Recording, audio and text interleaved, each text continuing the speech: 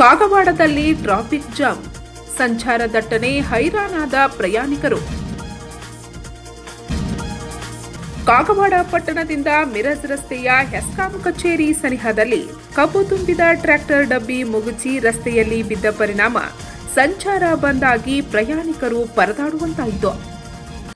ಸೋಮವಾರ ಮಧ್ಯಾಹ್ನ ಕಬ್ಬು ತುಂಬಿದ ಟ್ರ್ಯಾಕ್ಟರ್ ಟ್ರೇಲರ್ ರಸ್ತೆಯಲ್ಲಿ ಪಲ್ಟಿಯಾದ ಪರಿಣಾಮ ನೂರಾರು ವಾಹನಗಳು ಸಾಲುಗಟ್ಟಿ ನಿಂತಿರುವ ಚಿತ್ರ ಸಾಮಾನ್ಯವಾಗಿತ್ತು. ನೆರೆಯ ಮಹಾರಾಷ್ಟ್ರ ರಾಜ್ಯದ ಮಿರಜ್ಗೆ ಸಂಪರ್ಕ ಕಲ್ಪಿಸುವ ಮುಖ್ಯ ರಸ್ತೆ ಸಂಚಾರ ವಿಳಂಬವಾದ ಹಿನ್ನೆಲೆ ಆಸ್ಪತ್ರೆಗೆ ಹೋಗುವ ರೋಗಿಗಳು, ವ್ಯಾಪಾರ ವಹಿವಾಟಿಗಾಗಿ ತೆರಳುವ ಪ್ರಯಾಣಿಕರು, ಶಾಲಾ ಕಾಲೇಜು ವಿದ್ಯಾರ್ಥಿಗಳು ತೊಂದರೆ ಅನುಭವಿಸಬೇಕಾಯಿತು. ರಸ್ತೆ ಸಾರಿಗೆ ಸಂಸ್ಥೆ ಬಸ್ಗಳು ನಿಲ್ದಾಣದಿಂದ ಹೊರಬರಲು ಆಗದೆ ಪರದಾಡಿದವು.